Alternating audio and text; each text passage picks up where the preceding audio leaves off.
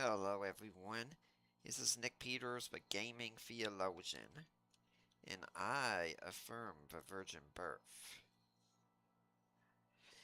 What's it like visiting a Mormon church?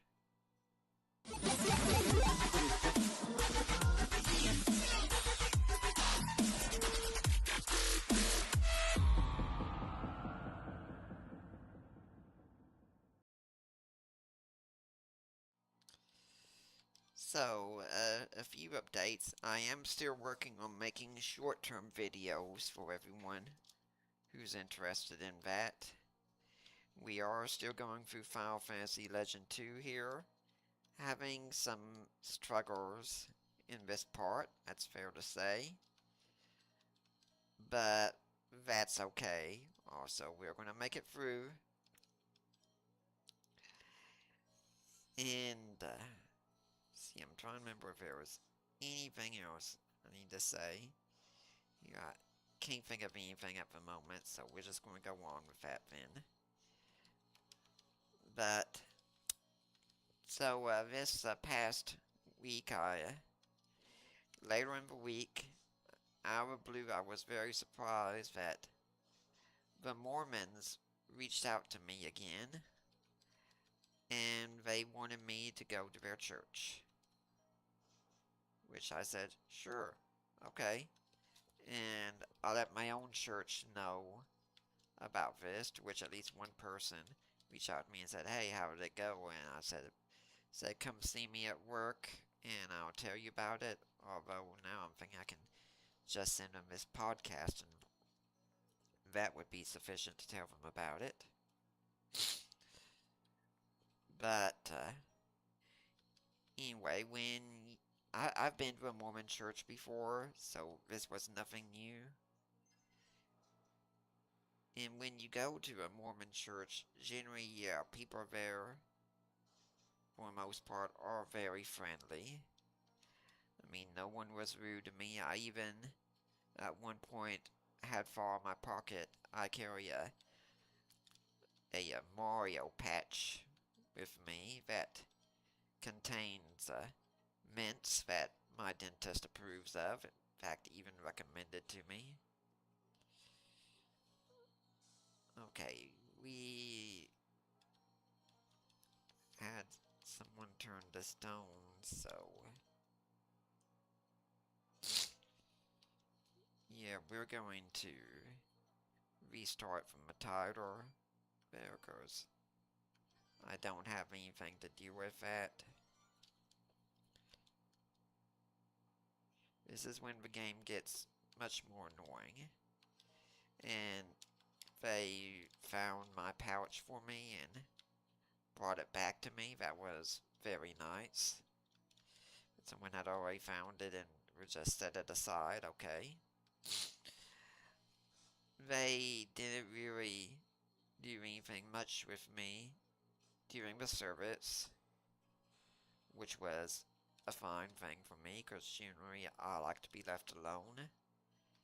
I also, during service, I have my Kindle there with me, and I'm at the same time usually just playing a little mind game that doesn't get me too engaged during an event, because honestly, if I don't do anything and I'm supposed to just sit there and listen, I will zone out. That's just the way I am. I understand it's got something to do with being on the spectrum as well. I had a lady come to me once who had been to one of my talks and describing this, and she had a daughter on the spectrum. She was trying to help get through some flashcards, and the girl was just struggling. And so her mother said, tell you what if we let you just do this app on your phone at the same time, and we'll go through it together. And when that happened, the girl just blazed a trail right through them. Now, what you're going to hear a lot in a Mormon service is the personal testimony. Just get used to it. It's coming, and it's pretty much the only card they have to play. So, this guy gets up there. He was a black man. And I say that to point out because there were several in the black community that were at this event, and I was wondering how much of you all really know about the history of your church and how they treated the black community. That it wasn't until years after the civil rights victory that they finally said, you know, we think we will let blacks hold the priesthood now.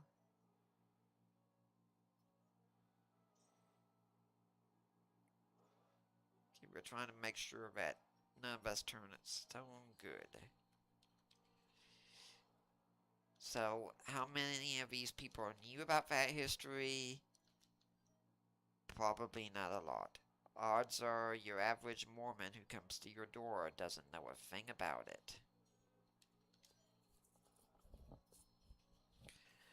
But this guy who got up and was speaking, he said he was a Lutheran, and he'd just been looking for truth and wondering where it was. And at this point, it really stings me a lot. Because I'm sitting here wondering, where was the church in all of this? Because what if this guy had been taught early on? You know, I kind of wish they would tell you what's in these things before you did this, but I know what's in it, so I'm going to get rid of all this armor I'm not going to be using again. This is the best weapon in the game. Without a doubt, you can use it unlimited number of times, and it attacks one group of enemies. And it really doesn't matter, as far as I know, what your stats are when you use it. But we're going to finish using the samurai bow anyway, just so I can finish using that.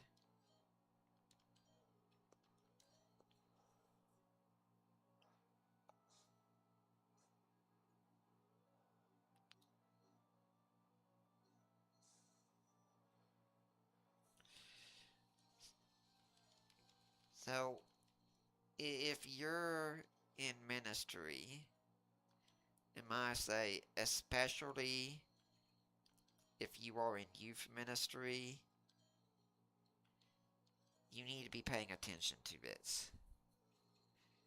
Because believe it or not, there are people in your youth group who are searching for truth. And you know, maybe they need a little bit more than just pizza parties and laser tag. I'm not saying there's never a time for fun events, and you should have those. But your youth, they need to be trained.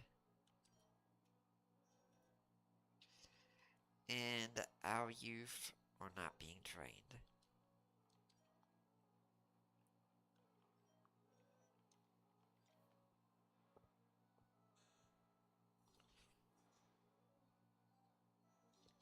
Okay, we're going to go back to the main.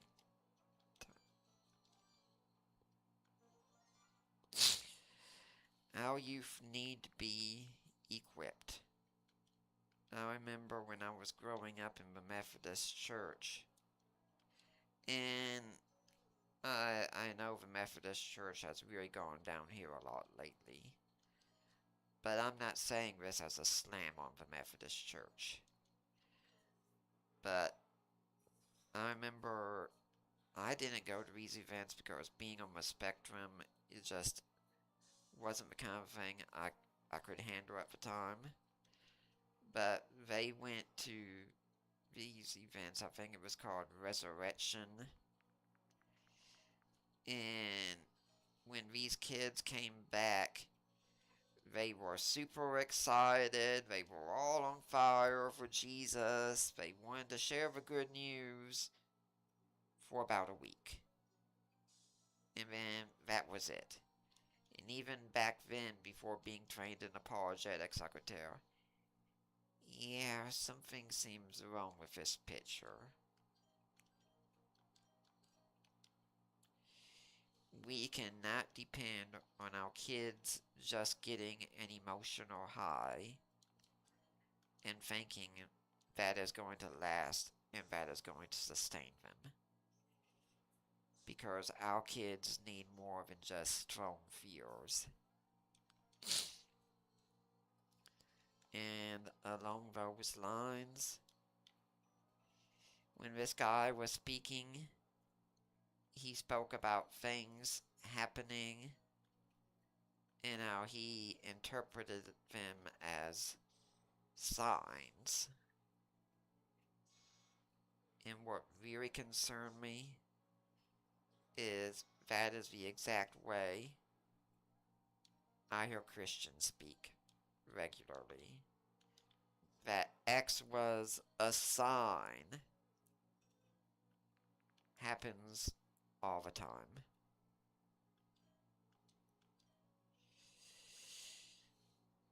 It's become so commonplace that I don't really pay it.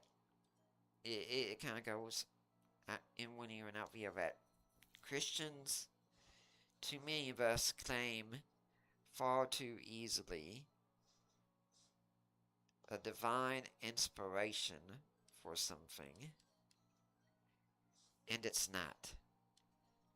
We make major decisions saying, this is what God wants me to do. And then go back on those decisions later on. But the language that was used is the exact same language that we use. Okay, boss battle time. If you play the original Final Fantasy, this guy's going to look familiar. War mech. He's pretty much got terrible defenses. I think he might be weak to stone gaze. But everything else, he can dish it out well. Yep, weak to stone gaze. Well, that was an easy battle.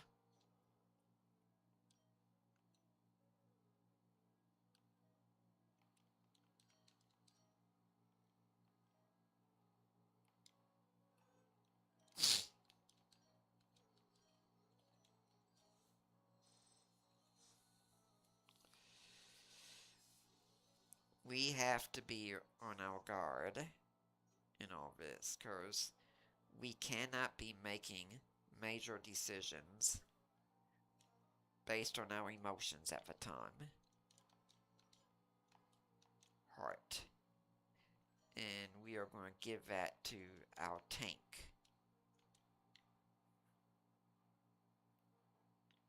Okay, before we fight Apollo, I need to get a monster in my party that can better deal with him. So we're going to be doing that for a bit. So I just want to explain what I'm saying here before we go on. But yeah, Christians, if you're going to ask how you know Christianity is true, you need something besides just an emotion. If that is your basis, then you are being prepared to be led into Mormonism.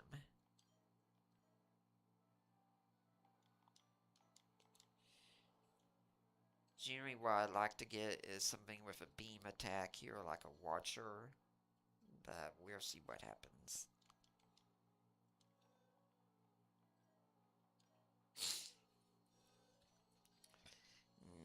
Mormons will be more than happy to have you with them. But again, youth pastors, please equip your students with apologetics. Please. In this day and age, it is not just something that's nice to have, it is an absolute essential. I cannot say this any stronger than I am right now. They have to know what they believe and why. It is a necessity.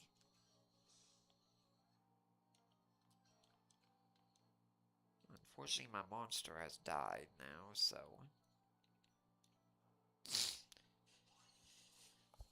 Now, when the communion service goes on in a Mormon church, it's very unusual because they use bread and water for some reason. Now, I know some of my Catholic friends might find it strange that we in the Baptist Church and many other churches use grape juice instead of wine. But I hope they could at least agree that makes a whole lot more sense still than using water. So, going on further past this, like I said, I went to the visitors class. Now, in some way of saying, I kind of wish I had spoken up. I didn't know if it was my place to challenge things or not. I did let people know that they could find me at the seminary post office. Because that way, if anyone remembered what I said, they might say, hey, I'll drop by and see that guy. And I could better answer questions there.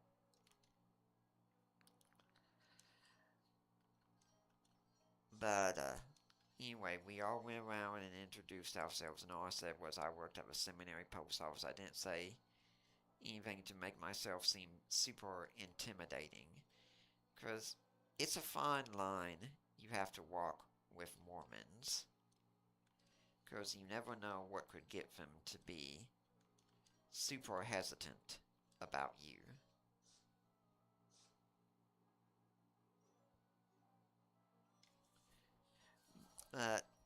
So when we're going around, though, one guy speaks about how he came to the Mormon Church because of, wait for it, the beautiful women. And I'm not even going to deny that the women are beautiful, and it's not because they're Mormons, it's because they're women. And women are just beautiful. That's reality.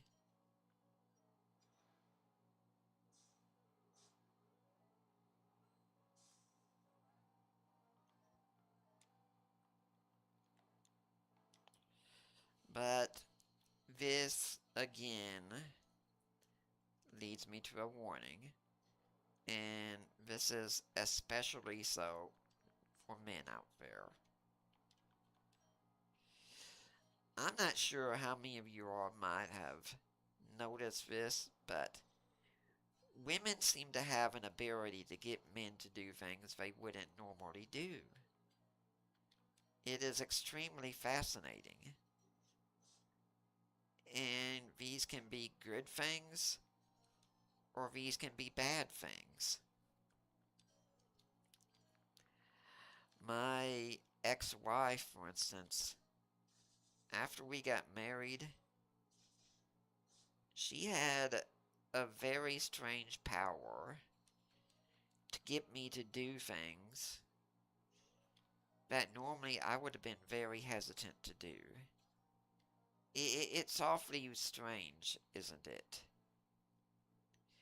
I mean, what is this strange ability women have to make men do things they would normally not do? It's like they have some strange, enticing factor to them. You kind of gotta wonder if anyone else has noticed this kind of thing before. I guess I might as well save here. And in this case, she used this power for good. Okay? I'm not saying a woman's ability is in itself evil. I'm saying it's just an ability. It's something they can do.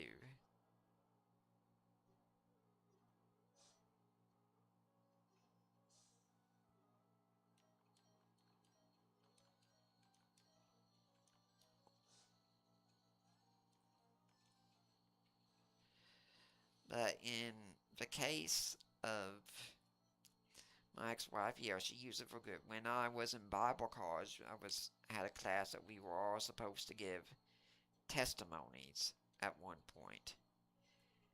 And I noticed after a while how incredible it was that when so many men came and told their testimony of how they came to Jesus, it very often had some like, well, there was this blonde girl, and yeah, women can get men to do things they would normally not do.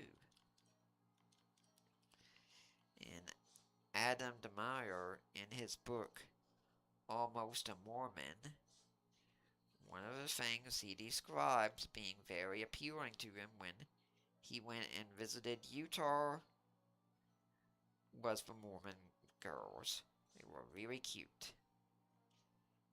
And I assure you, the Mormon Church knows this very well.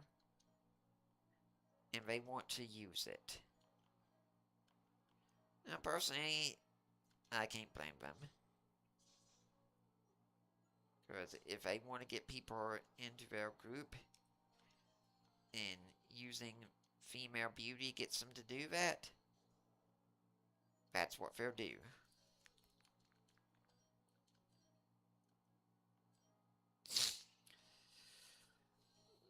So, what I'm saying is, we need to train our young men to be on guard here.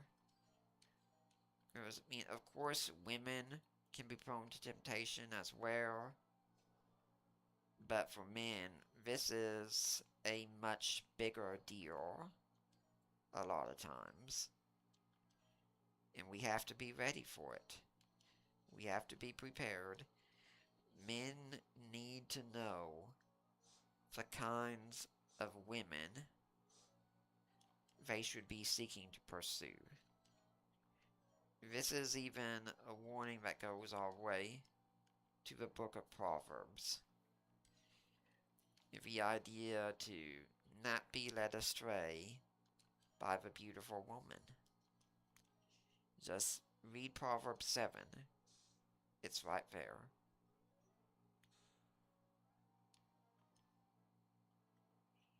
I realize this is tedious, but it's necessary in this game to be prepared for the boss battles.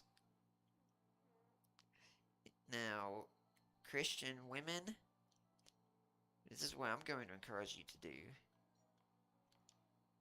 Use this power you have for good. Because the men in your life are going to be very incentivized by your beauty to do things. Make sure you are using that well and not taking advantage of it. It's okay to use your beauty as an incentive for your husband, but don't use it as a weapon against him.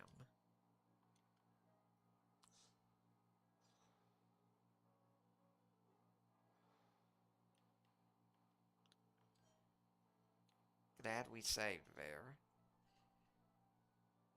This is where RNG can be such a pain in this game. Don't use your beauty as a weapon against your husbands. It's just cruel if you do that ultimately.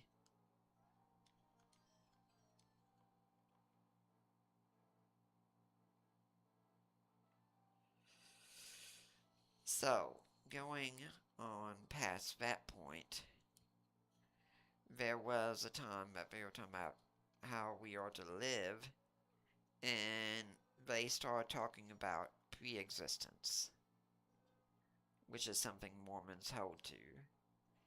Saying we were with God, and then we were separated from God down here.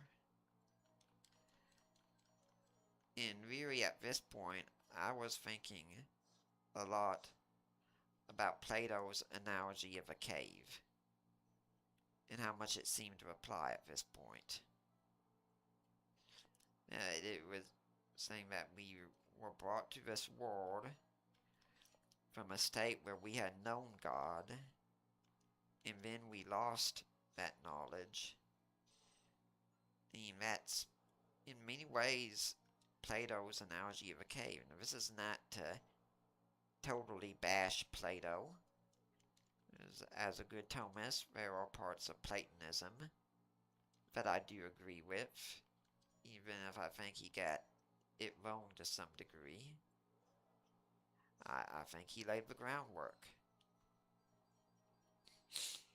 But I was thinking it's odd these guys are making a philosophical claim and they don't realize it. And this is one of those doctrines that I really don't think you find in the Book of Mormon. But you do find it in later revelation, such as the Doctrine and Covenants.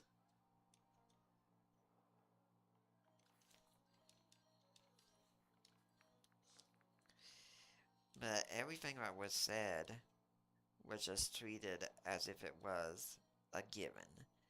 Now, I don't know the status of everyone in the group. I don't know if there were some who were in there who might have been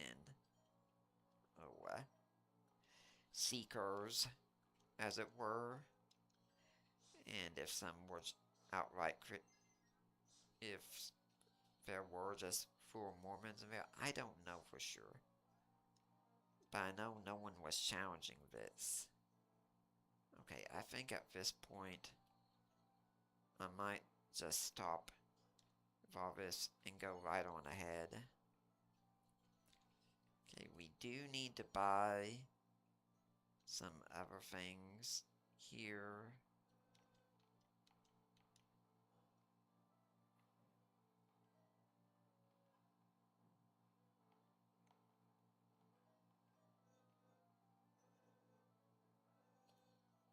Okay, I need to get rid. You can't de-equip someone, unfortunately. So we're going to need to get rid of all of Dad's Vulcan cannons to equip him with something better. So we're going to have to do that much at least. See, do I have another laser gun? Yeah, I do. That feature can be so annoying when you push the wrong button. And then they start talking about the Father, Son, and Spirit, and saying that these are three separate beings. No, they're not. No, they're not. But once again, your average Christian has no defense against a claim like this. None at all. To which I have to say, we have to be doing better again.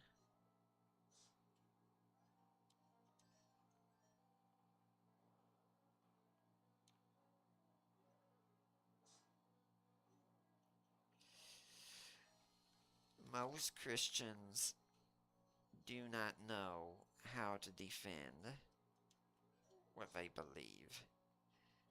and they don't understand doctrines like the Trinity. They are thoroughly unprepared for any interaction on this level. We have so many sermons that we give to the church about being a good Christian, as if all of Christianity is reducible to ethics. At this point, though, I do also want to remind you that what we do here is supported by people like you. And I really want to encourage you to be a giver of the Gaming Theologian channel. I said I'm trying to do more and more work out here because I do want you to be equipped. And why do it through games? Because a lot of people, a lot of Christians, and a lot of non-Christians don't just want to hear a sermon.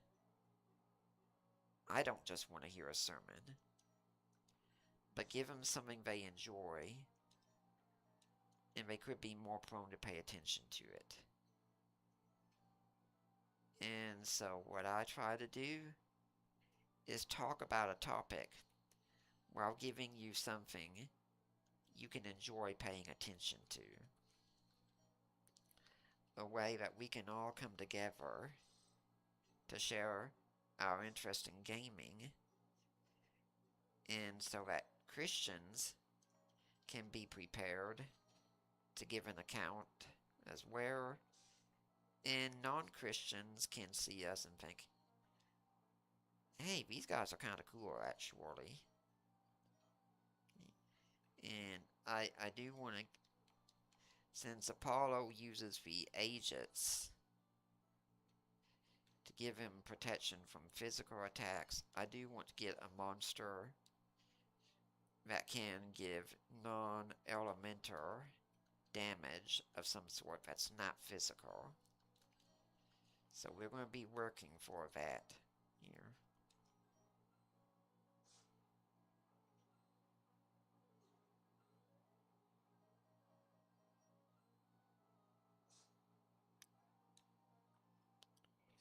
And then we'll go on ahead. But anyway, make a donation to me here. $5 a month. Okay? That's a minimum that can put a huge smile on my face. To know you support me in that way, in what I'm doing. And it largely goes to help my day-to-day expenses here in my studies. I hardly ever go out to eat or anything like that because money's tight.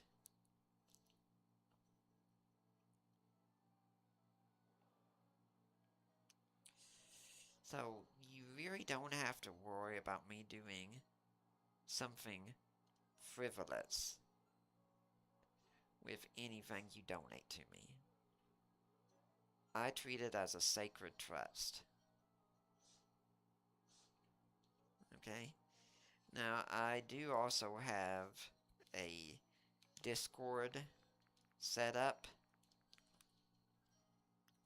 So you can come there. We've got sections talking about autism, just sections talking about Christianity in general, video games, and there is a section for men in divorce.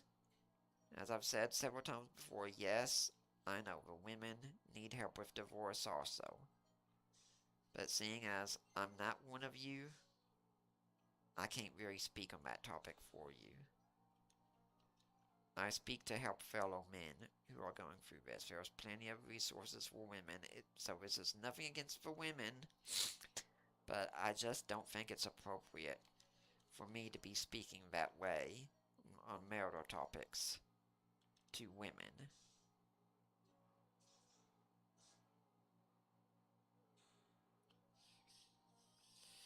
But please join in. Please become a supporter on Patreon.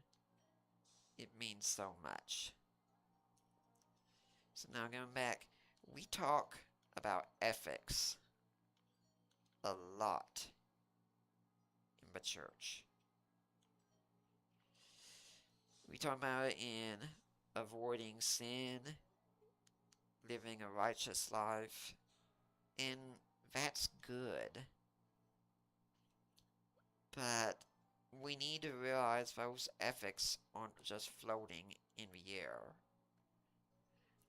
That we have a reason for wanting to avoid sin like we do. And that's because of Christianity. That's because of the incarnation. That's because of our idea of God.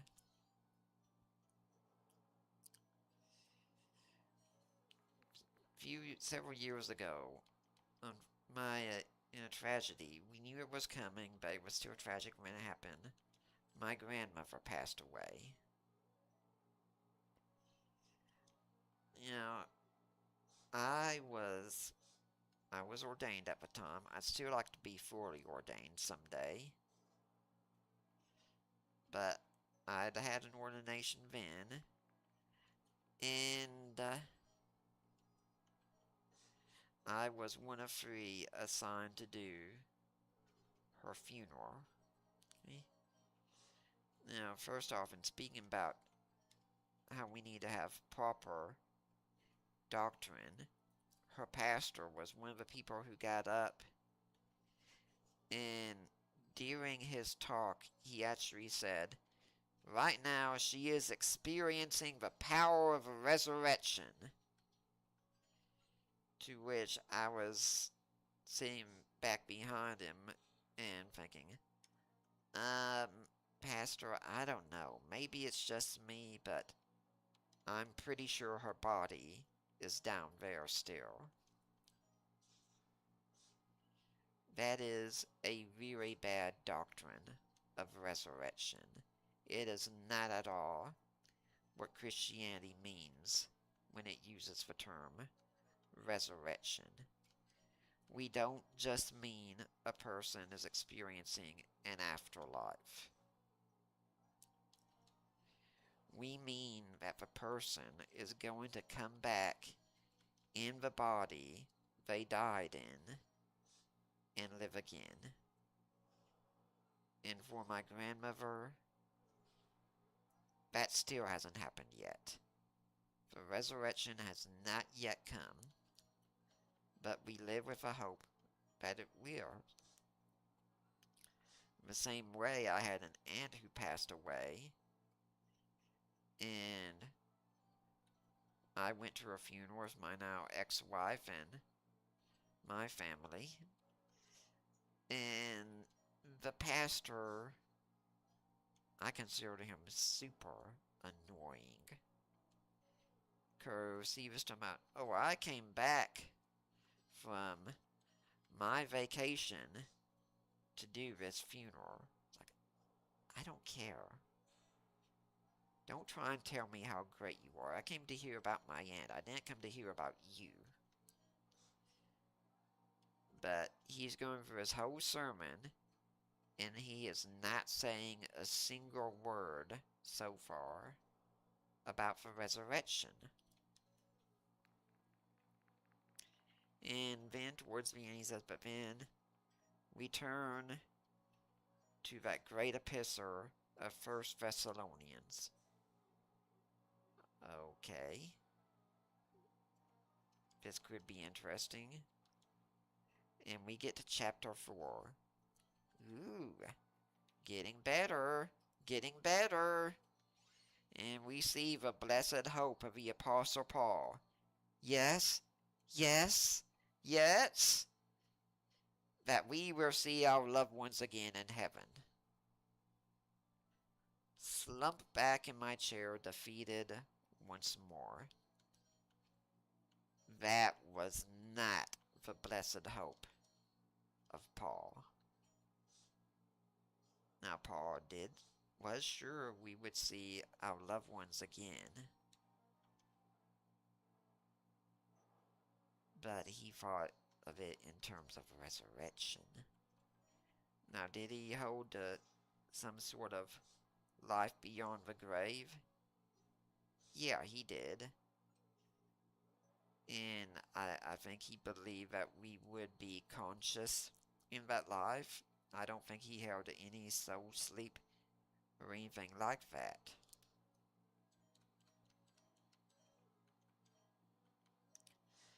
But he definitely held to resurrection. It was one of his strongest points that he consistently argued for. And when we go against that, we are denying our Christian faith ultimately. We are being Gnostics.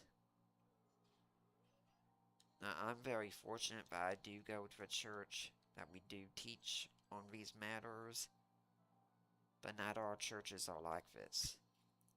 So when we get to the doctrine of the Trinity in this church, and we're in the Mormon Church, and we're told that the Father, Son, and Spirit are three separate beings, no, they are not.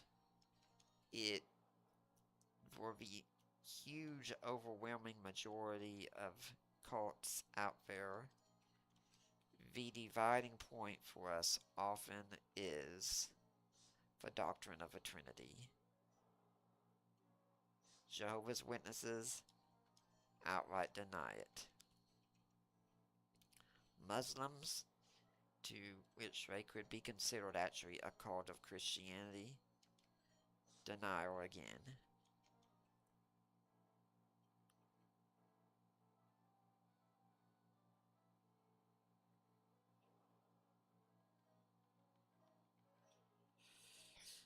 I'm kind of tempted at this point to just go right on ahead, throw caution to the wind, and see what happens.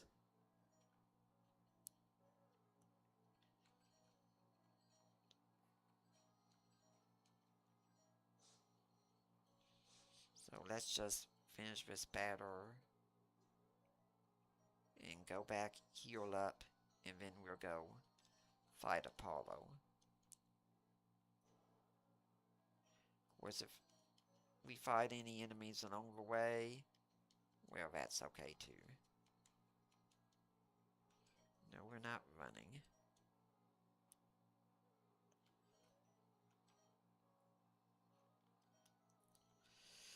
Christians, we need the doctrine of a Trinity. Too often we treat it as just this doctrine that we put in a box and we pull it out when we need to beat up Jehovah's Witnesses and make them to our door. But other than that, we have no interest in the doctrine whatsoever. We do not see the impact it plays in our lives. We do not see how it tells us how God relates within himself. Okay, we're going to make sure we save before the battle with Apollo occurs. Again, I don't know how this is going to go. Okay, we got the laser equipped.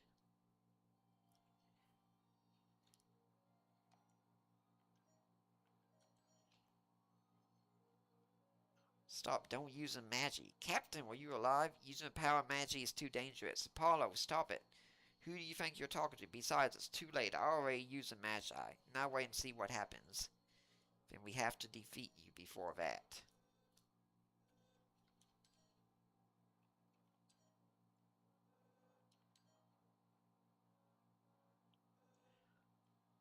Unfortunately, my monster is going to be pretty much useless this whole battle.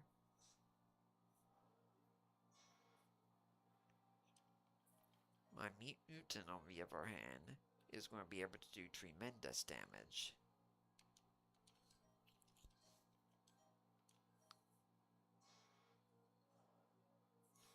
And at the start, Apollo's really not going to do anything.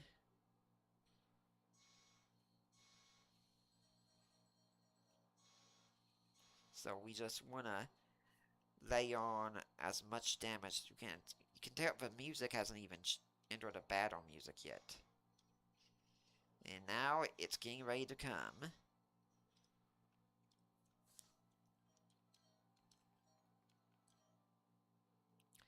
And I'm going to switch to back defense healing. Shall we start now?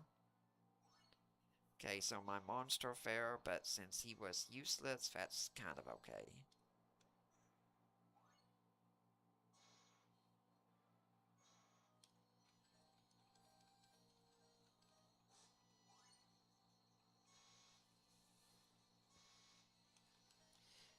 And he alternates between Masamune and Flare. Going on my body, what is this? Your Magi is not perfect. I have a very last one here. So we didn't need to use heart here, but Apollo exploded. And Dad protects me and David. And then he dies. And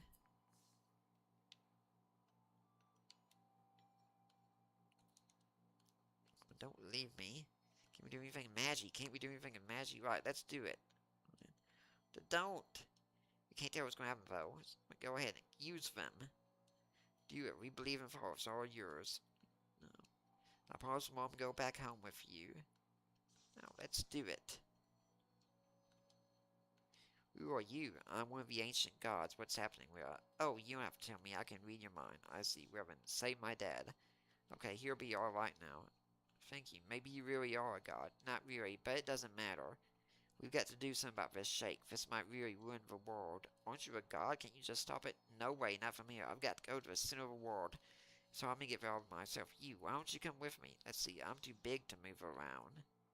Okay, now I'm ready to go. You be pushy. Let's go. Okay, okay.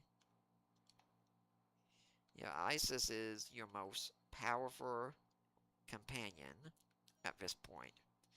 Her stats are all maxed out. She has flare. She's immune to all elements and status effects, and she can recover. Now, there is one part of this game, besides this final dungeon, that we haven't done yet. And we're going to do one more thing before we do that.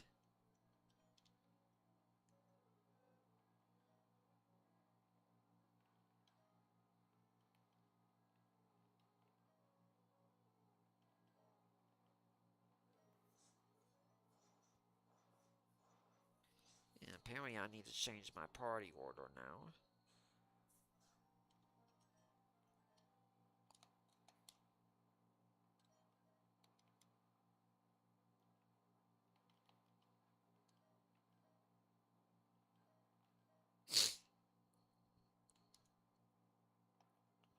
Oh yeah, we're definitely going to save at this point. Now once my monster has reached the level it has now, it won't go back to a lower level, but there's still one more level to get to. So, if you're a pastor and you're listening to this, please equip your church. Don't just tell them to live a good life. Tell them why they're living a good life. Don't just tell them to follow Jesus. Tell them why they should follow Jesus.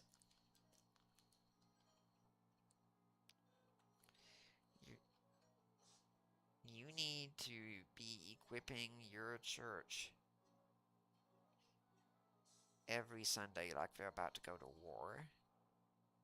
Because they are.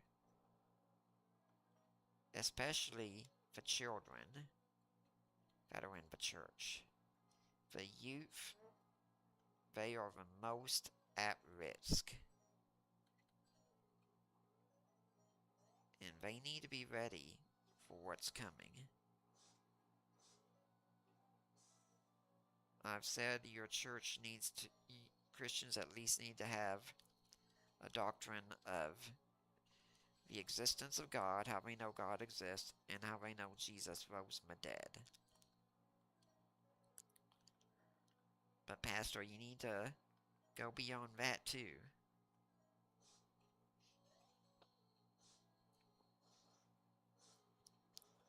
When you talk about the Bible, talk about why the Bible's reliable.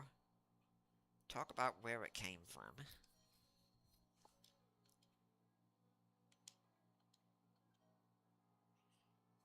Talk about the textual criticism of the Bible. Talk about canonicity. Talk about how the Bible has been handed down. Talk about the archaeological relevance of the Bible. Your church needs all of this. Because if all they have in the public square is just the Bible says, and that's it, they're not going to have impact in the public square. Let's consider also issues relating to marriage today, for instance, in cultural issues.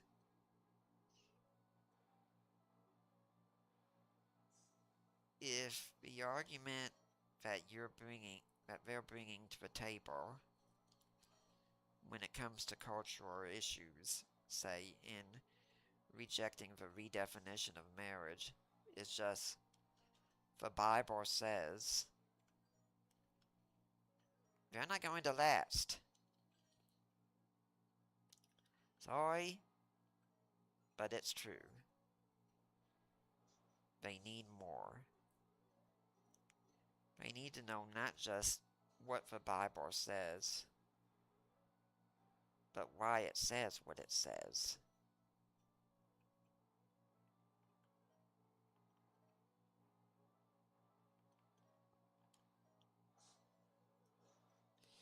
This is why we are losing in many times the culture war. We've reached a point now where debate is going on in the WNBA right now on what a woman is. Can any one of us imagine that this would have been happening 5 years ago, even? And yet it is happening.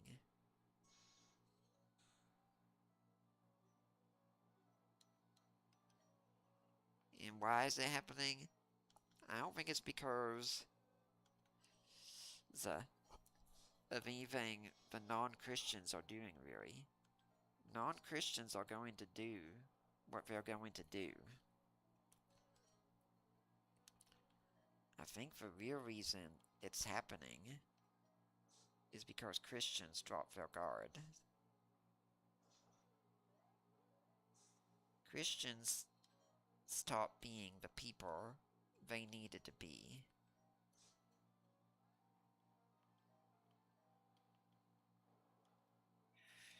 Well, you gotta hate the RNG in this.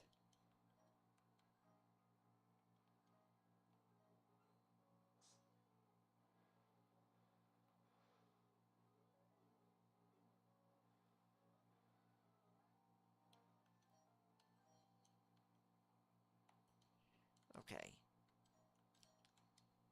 Now, what we're going to do is beat this guy, first off.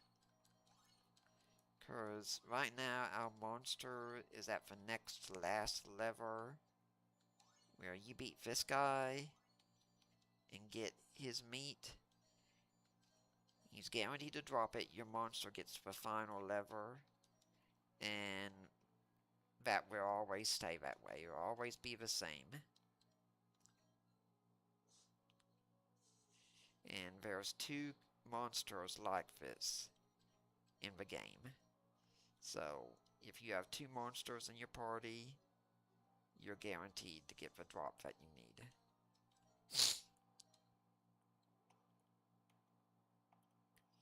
Now that that's done, first off we're going to Pegasus that way out.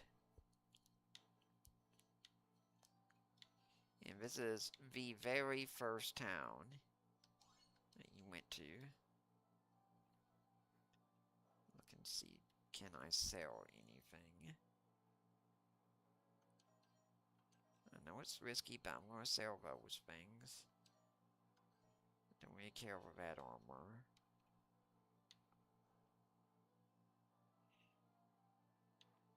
And everything's shaking. People are going back to normal still. And yep, there's Mr. S still right there. So now we're going to go to the nasty dungeon that we didn't go through earlier. And now we got Isis with us and the best monsters. We're going to try and collect everything we can in this thing. Oh yeah, we got Excalibur too. That's really good to have.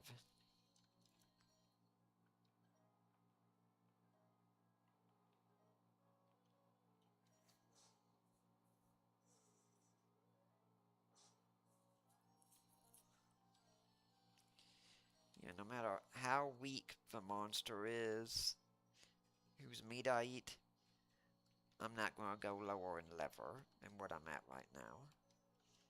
Which, that is excellent news. Yeah, Beholder actually has the death gaze here. That's really cool.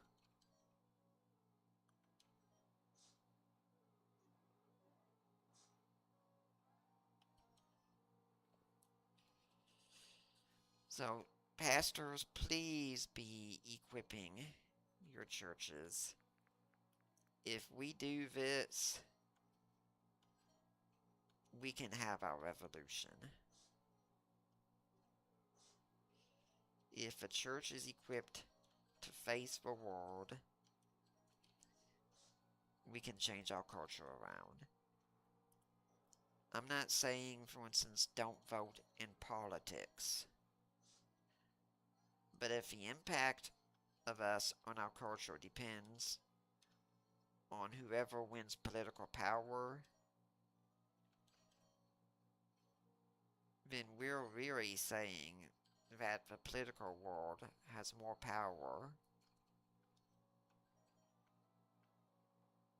Okay, so that's useless for us now than the Christian world does. And look, no matter what party you support, I hope you can agree with that point of say, yeah, we can't have it be that the success of a church depends on politics.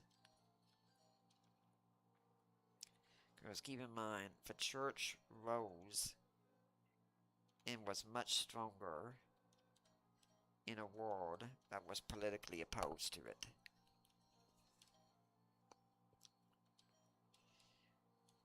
Our churches today have far more freedom than churches back then had. We should have far more power. We should have far more impact. Pray for Mormons. Pray that they'll come to embrace the true Jesus. Be salt and light to them. Mormons are people Jesus loves just as much. And we need to be prepared to show them that love. Be ready when they come to your door, because they will eventually come. And you need to know how to give an answer to them. Understand Mormonism. Understand any worldview you're going to be interacting with. And be prepared. And pastors, you have a responsibility to equip your church. Don't take it lightly. Because if one of yours falls away because you didn't properly equip them, God's not going to take it lightly with you. Now, if you equip them and they ignore it, well, that's not on you. But if you don't equip them,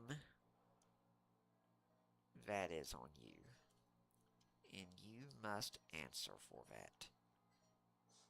Don't take that lightly. And I say that to myself as well, because I have to give an answer too. We all do. Be prepared in all things. Well, folks, that's going to be it for tonight. Thank you for joining me. We're getting closer and closer to the end of this game.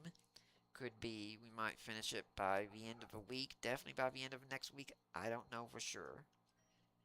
But we're going through a nasty dungeon now. It's going to be a whole lot easier than what we had. Because every other time I've gone through this game, it's been much, much harder. So I'm very pleased with my progress here.